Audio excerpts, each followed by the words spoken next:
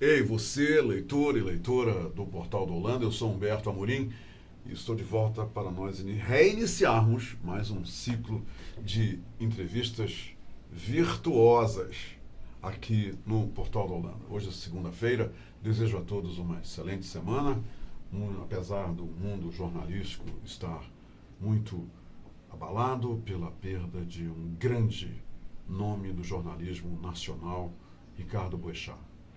Todos nós aqui do Portal da Holanda lamentamos profundamente esta grande perda para o jornalismo brasileiro e prestamos aqui, neste início de entrevista, a nossa solidariedade à família do falecido jornalista que fez história e que, a partir de hoje, passa a ser um exemplo de como se faz jornalismo e como deve se fazer e praticar o jornalismo neste país. Lamentamos profundamente.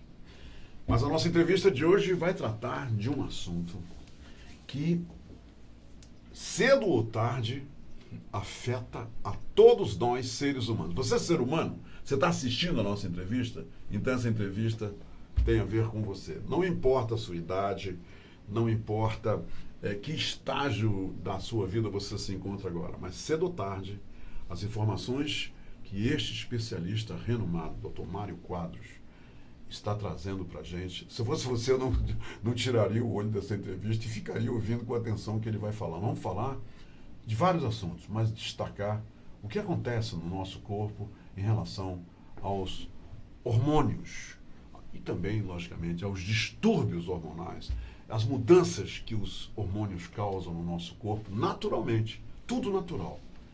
E vamos acabar com um mito que existe por aí. Já estou logo prevenindo vocês. Né? Um profissional da área que foi abraçado pelo Dr. Mário Quadros, você acha que ele só cuida de obesidade? Será? Será que é isso? Olha, tira o cavalo da chuva, tá? Agora, nesse momento, tira o cavalo da chuva, que não tem nada a ver ele cuidar só de obesidade. E você vai dizer: olha só quanta coisa, o seu extremo interesse, tá bom? Tem muita mulher que deveria ouvir este relato que será feito pelo Dr. Mário Quadros, mas tem muito homem também que deve, ok? Da mesma forma, no mesmo peso, ouvir o que ele tem a dizer pra gente. É uma oportunidade que a gente não pode perder. É uma janela de oportunidade que nós estamos abrindo agora para todos os leitores e leitoras do Portal da Holanda. Por isso, desde já, Dr. Mário Quadros, seja muito bem-vindo e muito obrigado por ter vindo aqui, se disposto a compartilhar os seus conhecimentos tão valiosos com os nossos milhares de leitores e leitoras do Brasil, em Manaus, na Amazônia, no mundo afora. Seja bem-vindo, doutor Mário. Obrigado, Humberto, pelo convite. Doutor Mário, é o seguinte, o senhor é endocrinologista, né? O senhor é endocrinologista, mas antes de nós começarmos, eu quero pedir rapidamente os nossos comerciais e voltamos 15 segundos, não é isso, Mário? Isso. Não é isso, Pedro? Paulo, pronto, acertei. Vamos lá. Se quero te amar e te amar e te amar muitos anos, cuida bem de mim. Então misture tudo dentro de nós. Ok, estamos de volta agora para valer. Doutor Mário, o senhor já deu boa tarde, já falou que está feliz em estar aqui, tanto quanto a gente, mas vamos tirar aqui logo uma dúvida que para muita gente é cruel. O que são hormônios, o que eles fazem no nosso organismo e o que a gente primordialmente tem que saber sobre hormônios no corpo da gente. Então, eu comparo o sistema endócrino como se fosse uma orquestra sinfônica. Então, os hormônios nada mais é do que a música. São os mensageiros que fazem o nosso organismo funcionar.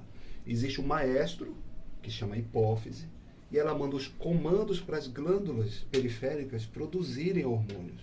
Então, esses hormônios vão fazer, de acordo com a mensagem e a necessidade do organismo, as suas ações. Então, a principal ação do ser humano é reprodução. Então, nós viemos ao mundo para deixar descendentes, né? A gente tem que se perpetuar a nossa espécie humana. Então, a maioria dos nossos hormônios, a grande maioria deles, a função dela é reprodutiva.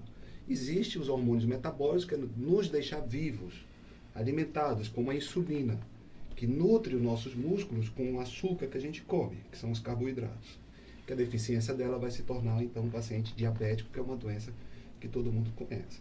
Então, nós produzimos hormônios numa escala normal, às vezes o organismo produz numa escala aumentada, e isso vai dar problema, ou a deficiência do hormônio vai dar problema. Então, eu costumo dizer que hormônio é que nem perfume.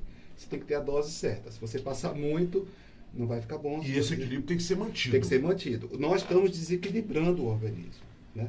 Com alimentação industrializada, principalmente na flora intestinal. A gente tem mexido muito nessa ecologia, que tem desequilibrado muito.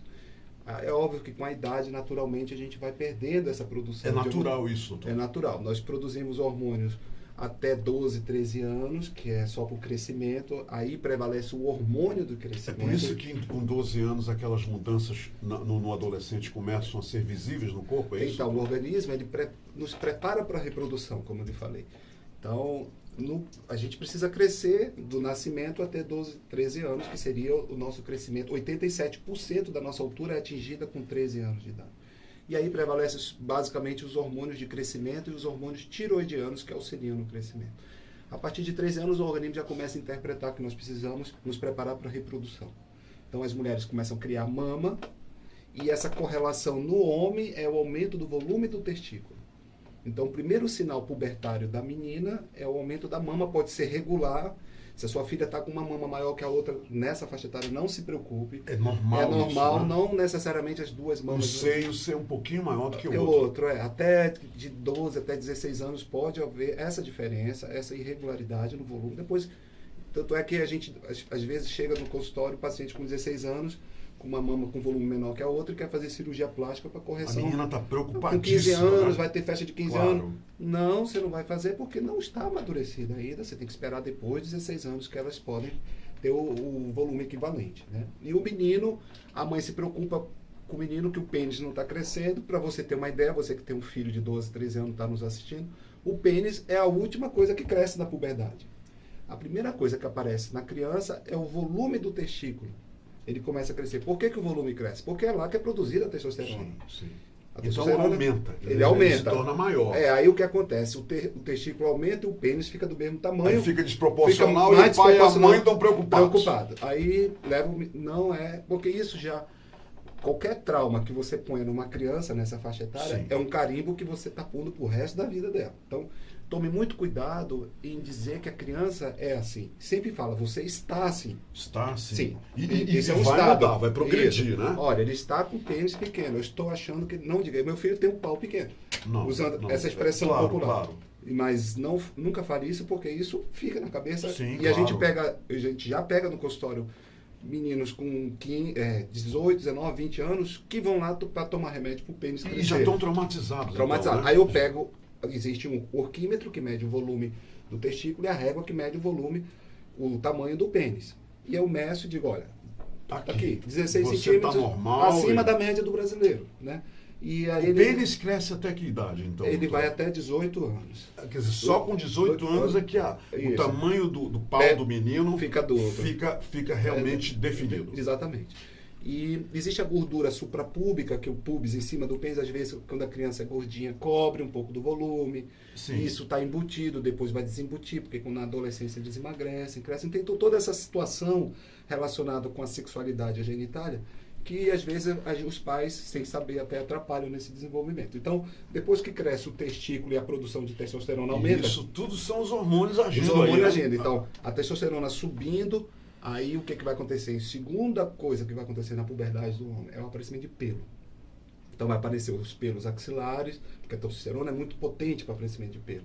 Então, o homem tem mais pelo que a mulher. Sim. Então, vai aparecer muito mais pelo nele do que na menina que está no mesmo estágio de desenvolvimento. Então, são os pelos Por exemplo, axilares. as meninas não têm cabelos Isso, no peito. exatamente, né? porque não tem tanta testosterona. Exatamente. Então a testosterona ela dá muito pelo. Então um homem que produz muito mais testosterona, nós temos que aqui falar que testosterona é o principal hormônio masculino e o estradiol é o principal hormônio feminino, embora os dois sexos tenham A mesma. tem os dois hormônios. Sim. Nós homens temos hormônio masculino numa quantidade muito A grande. dosagem é igual, não? Não, É diferente. Bem menor. Bem Então, menor. E nós vamos até 800 nanogramas por ml de testosterona, a mulher vai até 24. Então, Ok. olha essa proporção. É. Né? Em compensação, nós temos 43 nanogramas de estradiol, da quantidade de hormônio feminino na gente, e a mulher tem essa proporção de estradiol 300, 400. Então, o homem tem aquela música do Caetano, né? Meu lado feminino. Sim. Né? Então, todos nós temos, né? Todos nós temos. Alguns até hipertrofiados. Você tem razão. Mas o hormônio não dita a sexualidade. Claro. Você pode pegar homossexuais com nível de testosterona alto, né? Isso também já aconteceu na a prática. A sexualidade não tem nada a ver com, nível de hormônio. Com os hormônios. Já teve, na prática médica, nós já experimentamos uma situação de tentar explicar com o pai desconfiava da sexualidade do filho, do sexo masculino, e ele queria que a gente desse doses maiores de hormônio, que ele viu que testosterona era o hormônio do homem.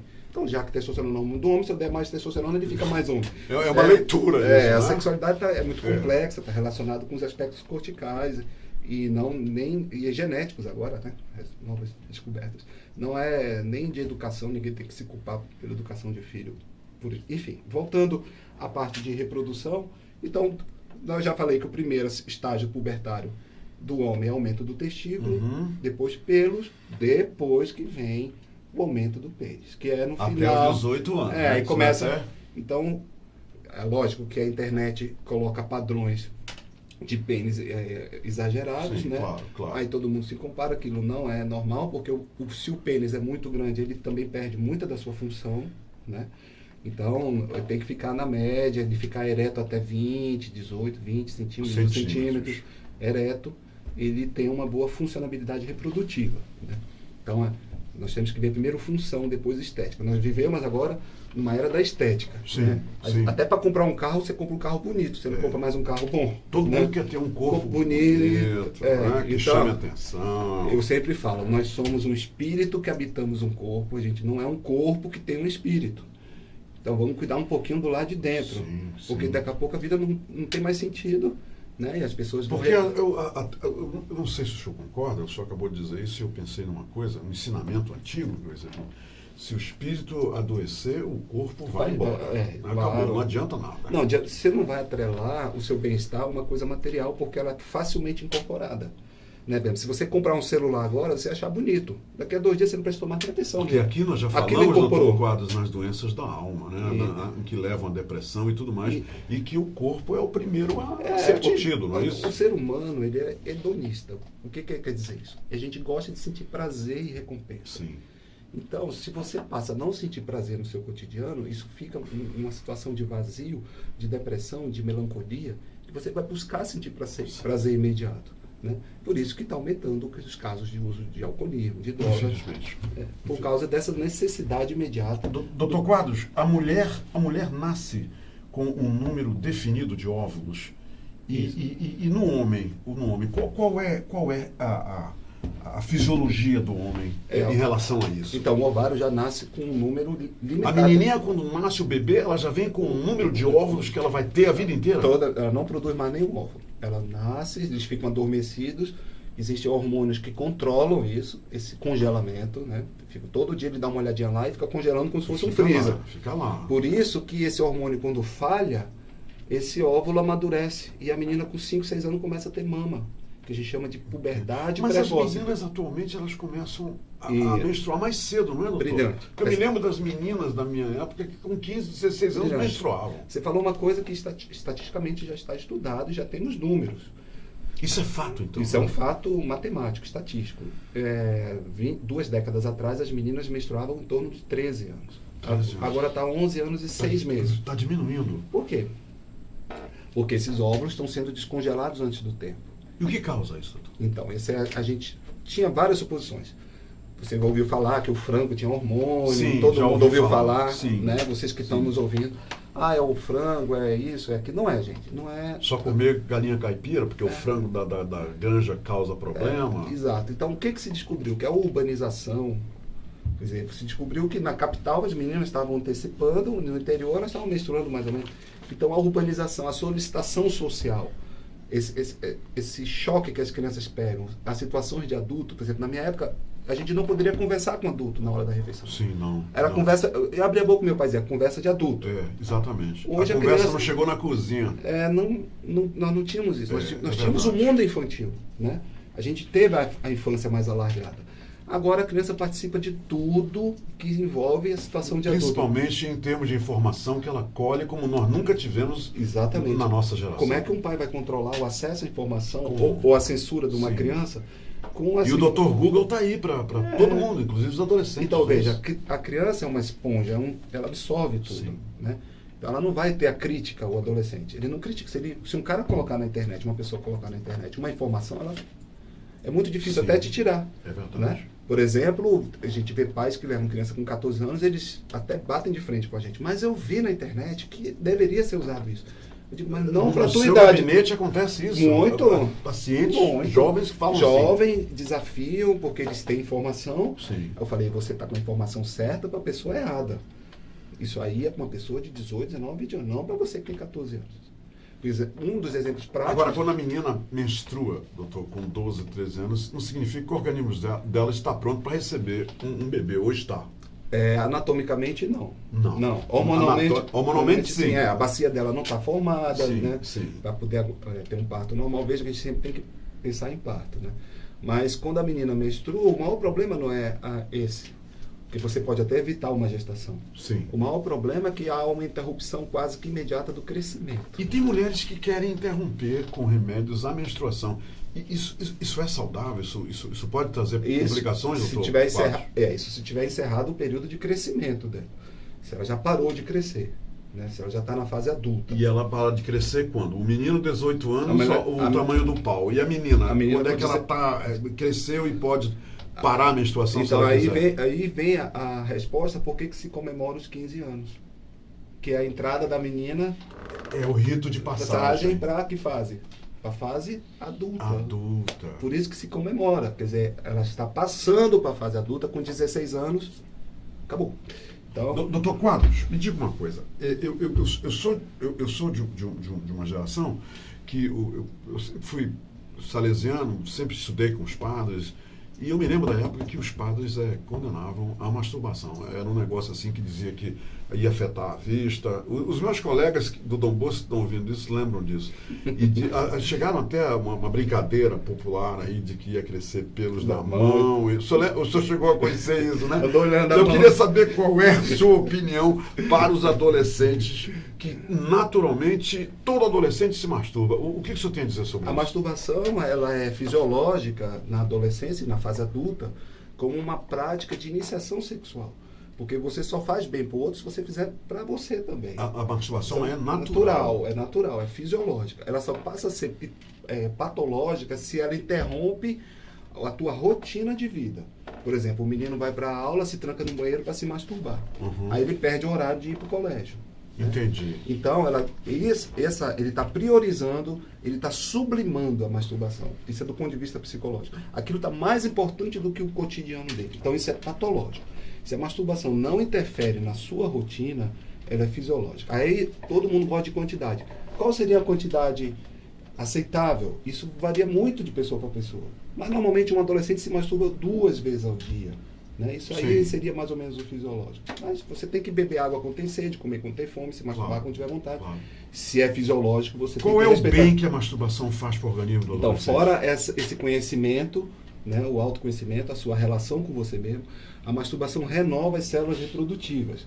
O homem, diferente da mulher, nasce com as espermatogônias, que são células que produzem o espermatozoide. O espermatozoide é a célula reprodutiva. E que precisam sair. Precisam sair. Então, essa produção ela é feita basicamente uma linha de montagem diária.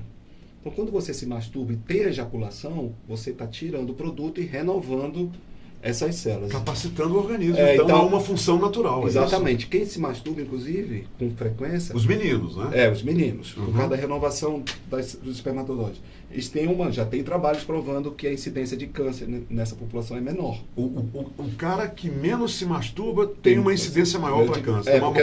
Tem uma propensão maior para câncer. O que acontece é fácil de entender, porque as células, se não se renovam, elas ficam velhas.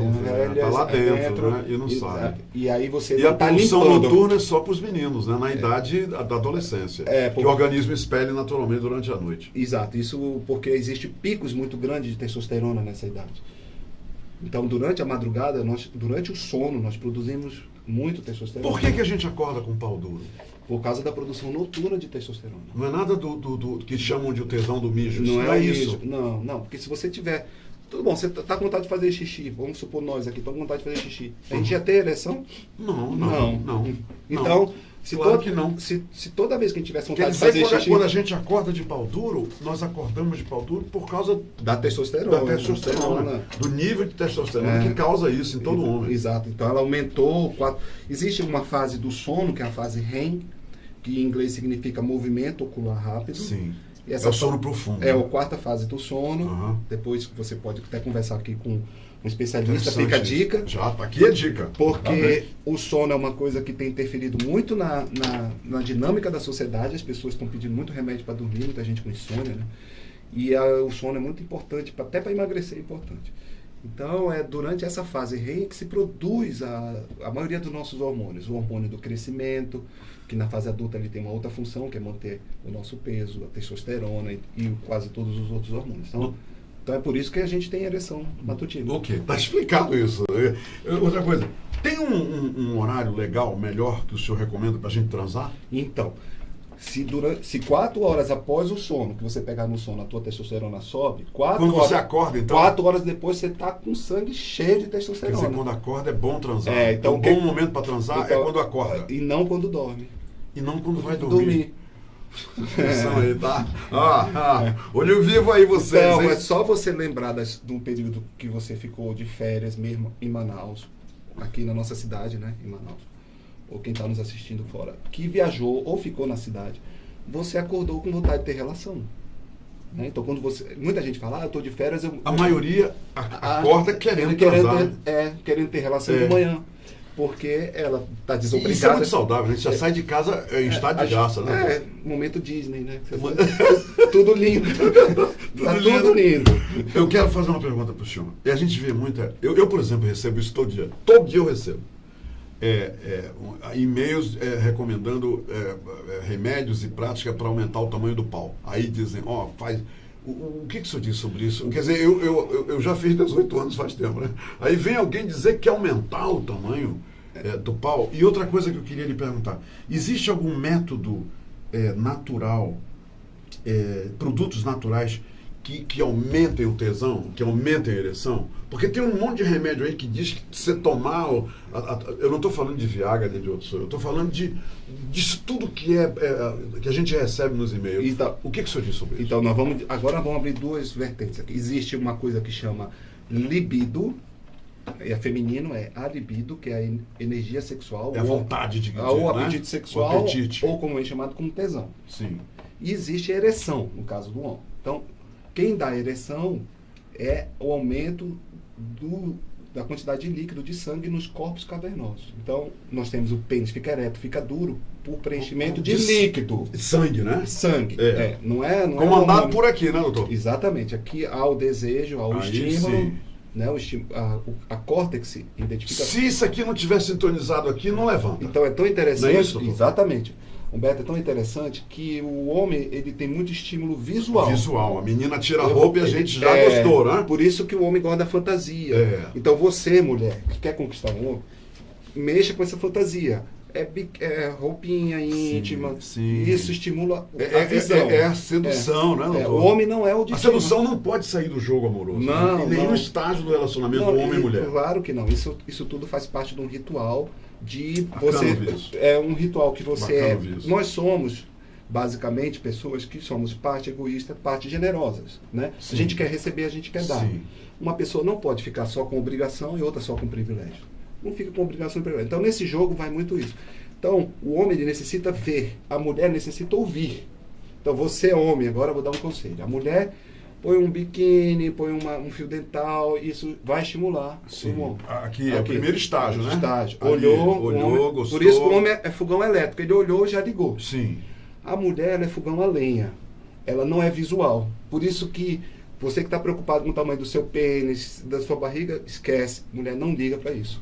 A mulher não quer saber da aparência. É verdade. A mulher quer ouvir. Sim. Então, se você falar... Dizem que, até tem uma brincadeira popular que diz que O ponto G da mulher está No aqui com o cara falando. De Isso. acordo com o que o cara fala, ele está aqui. Então- Mas isso é uma brincadeira que a Então, gente isso é uma história antiga e muito bonita até. Essa história vem da época das cavernas, que a mulher tem um subconsciente analítico muito mais forte que o homem. Uhum. O que é isso? A gente analisa, você está num ambiente aqui, eu estou com você, um ambiente agradável, um papo gostoso. Então, eu estou analisando isso. Mas o meu subconsciente analisa. Porque na época das cavernas, a gente tinha que identificar alguém que se aproximava, se aquela pessoa era amigo ou inimigo, você tinha que correr ou lutar. Sim. Então, rápido, o nosso sistema nervoso, tanto o cérebro como a coluna, analisava isso. Então, a mulher analisa isso, o processa muito, elas são muito superiores. Desde os primórdios, né? Muito superior a gente. Então, quando ela escuta o tom da voz, do jeito que ele fala, se a pessoa tem fluência, se usa palavras bonitas, né? Isso ela já identifica se aquela pessoa ela é uma pessoa boa, é um bom reprodutor. Né? Então, se você quer conquistar uma menina, você não precisa nem se mostrar para ela. Você só faz escrever coisas bonitas. E falar bonito. Aí você falar bonito ajuda também. Você estimula isso. Doutor, e esse negócio? Tem produto natural para tesão? Tem. Existem 2 produtos comprovadamente que não são... Um é o Tribulus, isso está comprovado. Tribulus. O Tribulus, as 500 miligramas, já vou dando a dica. E a gente compra nas drogarias, sem receita, normal. O Tribulus, ele aumenta a libido. Aumenta a vontade, o apetite sexual. Crata Egos é outro produto natural. Crata Egos. Crata Egos. Ele, de 100 miligramas, ele dá essa necessidade. E o Crata Egos, ele tem uma relação muito interessante, que ele também aumenta a tesão do dia. Né? Se você associa com ginseng, por exemplo, ou com a nossa mangarataia aqui... É né? mesmo? Que coisa! É perfeito para você tomar de manhã e você ter vontade. Só? Então, aquela vontade, eu quero vontade de malhar, eu quero vontade de trabalhar, aquelas vontades que a gente, às vezes, acorda de manhã, um dia chuvoso, né? Como está em Manaus hoje aqui.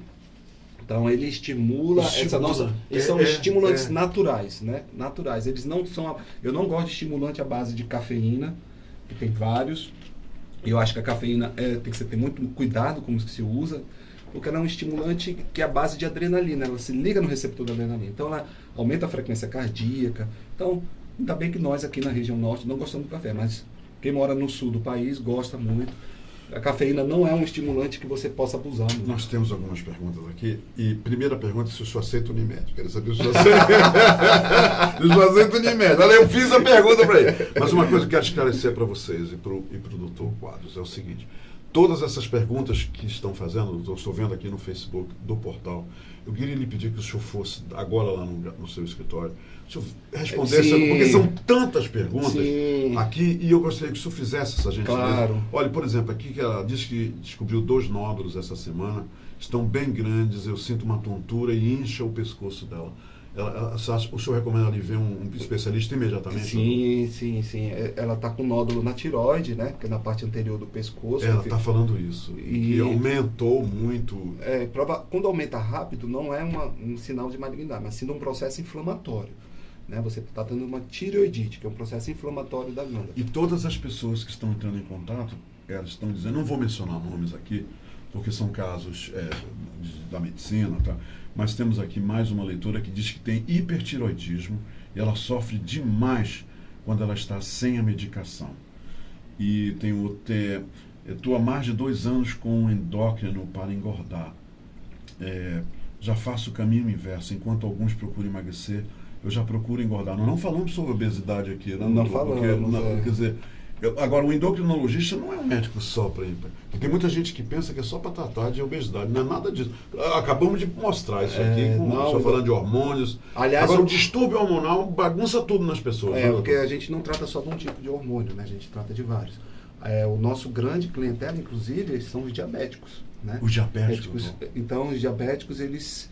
porque quem é diabético também não gosta de dizer que é diabético. Não gosta, né? Então, a maioria das doenças endócrinas, elas são escondidas, né? Elas ficam debaixo do E as pessoas só discutem no gabinete com o médico. Não discutem com a família. Quem leva, geralmente, aí nós temos que agradecer as esposas, né? Quem leva os maridos para o consultório se tratar são as mulheres, né? Então, elas que são preocupadas... É verdade isso. É verdade. Elas são preocupadas com a saúde. Até os exames de próstata são incentivados pelas mulheres. Os maridos não querem ir por preconceito. Exatamente. Por isso que os homens morrem 7 anos mais cedo que as mulheres. Do que as mulheres, é verdade. Por falta dessa informação e da forma que eles procurem o atendimento. Né? Os leitores estão dizendo que o senhor é um especialista que faz a diferença.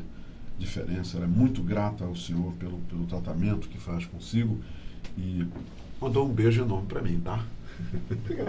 Um beijo enorme para ti também. Obrigado. Mário, que bom que o senhor veio aqui e conversou com a gente. Infelizmente a gente tem tão pouco tempo. Mas o senhor não falou da Unimed. Mas eu perguntei. Ele responde. E outra coisa, o doutor Mário vai responder as perguntas que vocês fizeram no Facebook, aqui através do nosso portal. O senhor quer um telefone, o seu endereço, o seu escritório para as pessoas que quiserem entrar em contato, doutor Mário? Eu tenho o Facebook e eu tenho o Instagram, então ótimo. Mário Quadros, é só procurar Instagram. @ Mário Quadros, né? E é só procurar, lá estão os meus contatos, quem quiser procurar, mas eu trabalho no serviço público também, gente. Eu trabalho no PAN da Codajás, se você quiser passar comigo, você pode passar comigo. Quais são os seus horários no PAN da Codajás? Então, eu estou de segunda a quinta, no horário intermediário, que é 11 horas, para ter acesso à especialidade, que o PAN é o Centro de Especialidade do Estado. Vocês precisam passar, infelizmente, com um encaminhamento de clínico. Você tem que passar, mas não precisa ser lá no PAN, que lá não tem clínico. Você passa na... A pessoa tem que ir encaminhada, né? Porque ela já vai com os exames. Sim. Isso aqui é um passo a menos, porque se você vai com a gente sem os exames, você faz a consulta e tem que voltar com os exames. Quando você passa por um crivo, por um pente na periferia, por exemplo, se você tem suspeita de diabetes, tireoide, ele já vai pedir os exames, você já vai encaminhar para a gente com maior facilidade. Então, eu também trabalho no serviço público e gosto porque lá a gente vê uma diversidade muito grande de doenças que a gente não vê no universo privado, a gente vê no universo público. Então, as duas populações se alimentam, né? Estimulam o profissional. Doutor Quadro, a última pergunta, prometo, é a última. De quanto em quanto tempo as taxas de hormônio devem ser verificadas pelos médicos? Quer dizer, tanto para homem quanto para mulher. De quanto em quanto tempo? Então, para o homem, a partir de 35 anos, a testosterona começa a cair, né? Cai 1% ao ano. Os sintomas mentais são de apatia, desânimo, falta de concentração. Falta de apetite sexual. Começa, né? O apetite sexual não vem tanto, mas é mais esquecimento. Você volta em casa, esqueceu a carteira, esqueceu o nome da pessoa que você está falando. Às vezes você está numa conversa, você se distrai. Esquece o assunto. O que era que eu estava falando? Isso aqui são os primeiros sinais de testosterona que estão diminuindo. Os sinais físicos mudança da composição corporal. Você começa a ficar um pouco barrigudo por causa da fragilidade da musculatura do abdômen. E perde pelos também, não é? Você vai perdendo peso, massa óssea, massa muscular, você vai perdendo cabelo, né? E aí sim vem diminuição da ereção e diminuição da libido, que são os sinais mais tardios. Em quanto tempo ela deve ver o endocrinologista? Então, uma vez por ano, depois dos 35 anos, uma vez por ano, a partir dos 35 anos, para ver o perfil hormonal. E a mulher também? A mulher também. Também. Muito obrigado pela entrevista. Eu tenho certeza que os leitores e leitoras lucraram muito. Eu lucrei, aprendi muito. Muito obrigado, doutor. Obrigado, Humberto. Foi uma honra entrevistá-lo. Foi um prazer estar aqui com vocês. Conte comigo. E se você precisar de alguma coisa, a sua equipe e a sua audiência, estou à disposição.